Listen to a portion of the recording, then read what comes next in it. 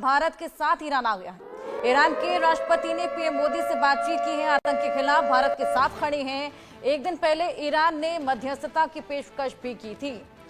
लगातार विश्व पटल पर पाकिस्तान की किरकिरी, और इसी बीच हमने देखा किस तरीके से लगातार भारत को सपोर्ट मिला था, सभी मदद का हाथ बढ़ा रहे थे, और इसी बीच ईरान ने भी अब मध्यस्थता की पेशकश की है। और एक दिन पहले ही ईरान ने ये मध्यस्थता की पेशकश की। इस पूरे व्याख्या को निंदनीय बताया है और पहलगाम हमले पर भारत के साथ खड़ा है, ये बोलता हुआ नजर आया है। हमारे साथ लगातार आदित्य भी जुड़े हैं, उनसे लेंगे जानकारी। आदित्य, हमने देखा किस तरीके से विश्व भर का सपोर्ट भारत को मिल रहा है, इसी बीच अब ईरान भी मध्यस्थता की पेशकश कर रहा है भारत के लिए। जी बिल्कुल हर्षा, ईरान ने मतलब इंटरवीन करने के लिए बोला है कि हम अगर टेंशंस जो है भारत और पाकिस्तान में डीएस्केलेट करने में अपना योगदान दे सकते हैं तो डेफिनेटली करेंगे। उन्होंने जो ईरान की फॉरेन मिनिस्ट्री है उसका ये नोट आया कि हमारे भारत और पाकिस्तान से दोनों से ही रिश्ते अच्छे हैं, और अगर किसी भी तरह से हम मध्यस्थता दे सकते हैं, इंटरवीन कर सकते हैं टेंशन को कम करने के लिए, जो अभी भारत और पाकिस्तान में तनाव भरा हुआ है, हम पूरा उसका वो करेंगे। और ईरान ने अपील भी करी है कि दोनों भारत पाकिस्तान अपनी जो भी इश्यूज हैं उसको वार्तालाप से ही सॉल्व करें। और अब देखने वाली बात रहेगी कि किस तरीके से ये चीजें आगे जाती हैं, क्योंकि किसी भी अभी तक देश ने सारे देशों ने, चाहे अमेरिका हो, यूरोप के काफी देश हो या ऑस्ट्रेलिया हो, सबने भारत को अनक्वेश्चन सपोर्ट दिया है इस केस में कि भारत जो भी करेगा ठीक करेगा।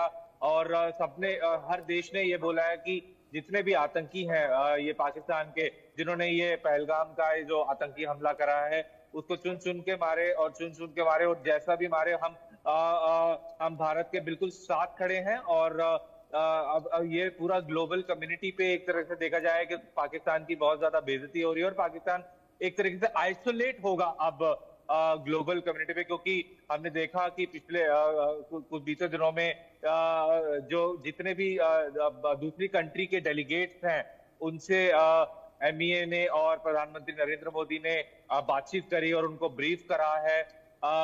तो इसका साथ साथ जाहिर ये है कि पूरा विश्व इस समय भारत के साथ है, और हम मान सकते हैं कि जितने भी आतंकी हैं, जितने भी 3-4 आतंकी हैं, ये जल्द ही मार गिराए जाएंगे। जी हर्षा।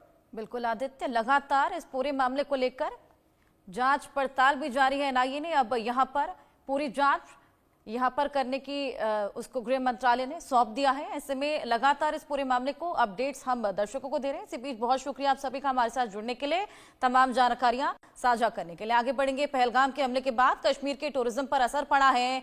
जो लोगों ने कश्मीर टूर बुक की थी उन्होंने अब वो टूर कैंसिल कर दी है, लेकिन राज ठाकरे की पार्टी महाराष्ट्र नवनिर्माण सेना के कार्यकर्ता टूरिज्म का जवाब टूरिज्म से देने की कार्यक्रम बनाया है।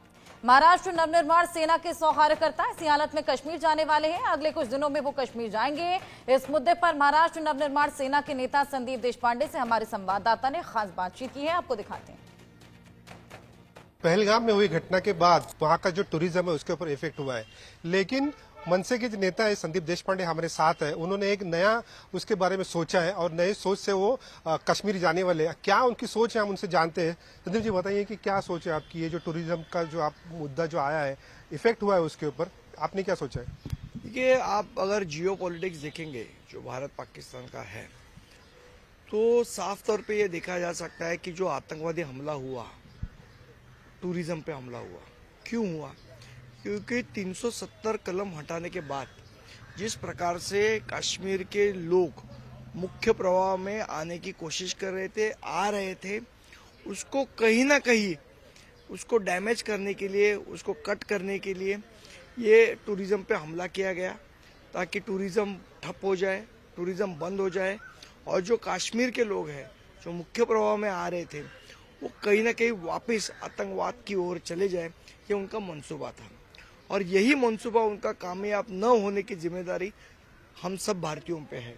और इसीलिए जो टूरिज्म की इकोसिस्टम बनी है वहाँ पे, वो इकोसिस्टम को बरकरार रखने के लिए कहीं ना कहीं टूरिज्म को बढ़ावा देने की ज़रूरत है, और इसकी पहल हम हमारी ओर से कर रहे हैं।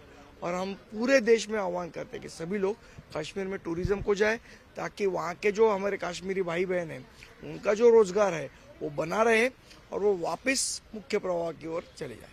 आप किस तरह से, आपकी क्या स्कीम है, आप किस तरह से जाने वाले हैं, कौन कौन जाने वाले हैं? हमारे महाराष्ट्र नवनिर्माण सेना के जो पदाधिकारी है, कार्यकर्ता है, हमने उनको आह्वान किया। 100 के ऊपर हमारे पास नाम ऑलरेडी आ गए हैं। यहाँ के जो